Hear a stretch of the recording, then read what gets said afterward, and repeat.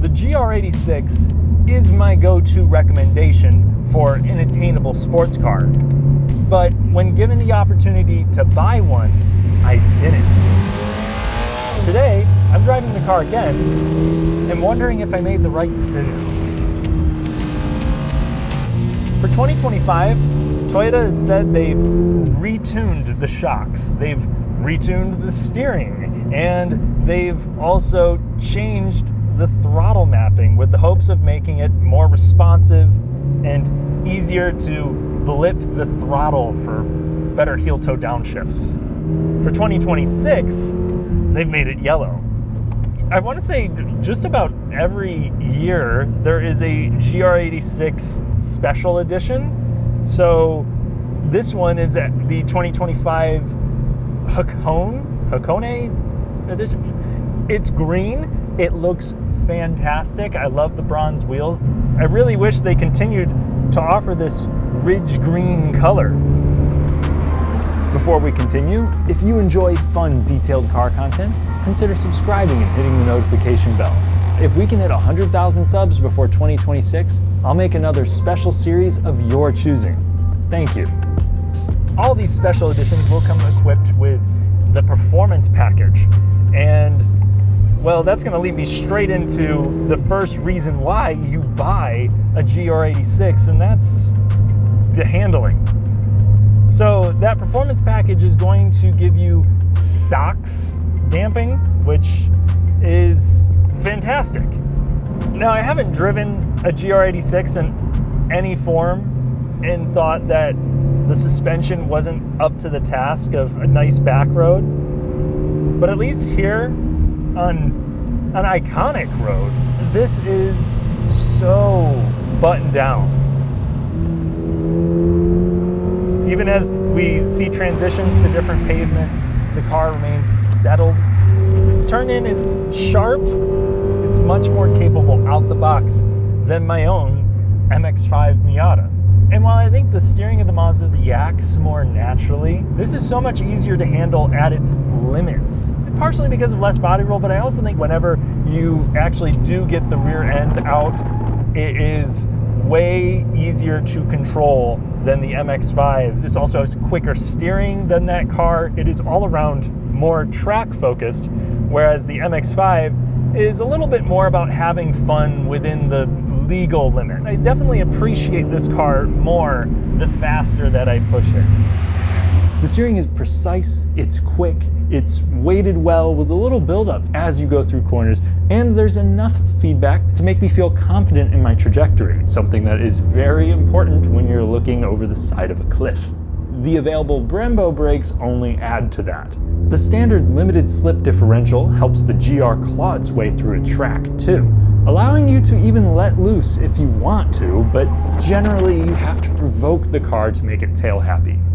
A big reason why this handles so well is because it's just 2,800 pounds and it packs a very low center of gravity. It is a low car and it comes with a boxer engine under the hood. I just love how you can rotate this through a corner by using the brake and throttle, and it's so predictable. If I owned one of these, I'd have to get it out to roads like this, or especially on a track on a regular basis. This is just such a good time. It's almost so good to where I'm forgetting about how much I do not like this 6-speed automatic transmission. But let's talk about the good stuff first. The second reason that I think you buy the GR86 is the powertrain with the manual transmission. So 228 horsepower, 2.4 liter, naturally aspirated boxer 4. Not the most amount of torque, but it doesn't have this big torque dip like the previous gen. Definitely more linear, easier to enjoy at all times. Going up here through some mountain roads, it is not necessarily quick by today's standards. It's a lot harder though to make a car that's satisfying and rewarding to drive than it is, outright speed demon in 2026. Now with the 6-speed manual transmission, you're going to have closer ratios it makes it noticeably quicker. 0 to 60 on a good day with the automatic is going to come up in the mid 6-second range, whereas the manual transmission, I've seen them in the mid 5s before on the right surface on the right day. It does make this feel more lively. Here with the automatic, I feel like when I'm going from first to second gear especially, and even second to third as well, it feels like there's a huge drop in RPM and it almost takes the car out of the zone. While it won't be as snappy as a dual clutch, the paddle shifters react in a timely manner, the shifts are usually smooth, and in sport mode, the transmission kicks down appropriately. This gearbox does not prevent me from having fun on a winding road. I just wish that Toyota spent a little bit more time developing an automatic transmission for this kind of sports car application. It just feels like they threw in whatever they had, and it does a disservice to the people that can't drive a manual transmission anymore and still want a sports car. If you're not in that boat, buy the manual transmission, even if you live in the city, because it's really not that difficult to drive. You have a very short clutch pedal, short throw shifter, satisfying enough. It kind of has that notchy Subaru feel to it, in my opinion. It really adds character to the car, and it makes it reasonably quick. Plus, with the 2.4 liter, it's got more theatrics than a lot of modernized turbocharged engines, because you got to rev it out. You want to push this to 7,000 RPM, even above that. What makes this an even more enticing proposition is that you can daily drive this with minimal compromise, so long as it's not going to be a family vehicle. Taking this over some of LA's less looked after stretches of tarmac, I am having a tolerable experience. I wouldn't label it as forgiving, but compared to my own Miata, it's certainly more smooth. And it's not as harsh as my old GR Corolla. For your commute, the real problem begins on the freeway. Getting this up to a little bit of speed, you are met with a ton of road noise. And with this performance exhaust, there's also a good amount of drone, and it's even more frustrating because when you actually get to open up the car and, downshift a little bit, you're met with a lot of fake engine noise, obnoxious fake engine noise. It sounds like an F1 car, but in a racing game from the 90s. The gas mileage is surprisingly unimpressive. I mean, you might be able to get 30 miles a gallon or so on the highway, but I've been averaging 25, and this takes premium fuel. After driving it around here in a very busy city, there are some really nice things about owning this in this environment. One of which is that it is a small car. It feels easy to park. You have good visibility too. There's not a big touchscreen that's sticking up above the dashboard. This just feels inviting. I don't have any stress driving this in really most scenarios. It can even work for trips to the airport with luggage. And while the trunk is not very tall, it is wide, and when you fold down the rear seats, it's long too. Toyota likes to boast that this can accommodate an extra set of wheels and tires. The rear seat, on the other hand, is best used for storage or maybe ending friendships. It is tiny, especially at 6'3".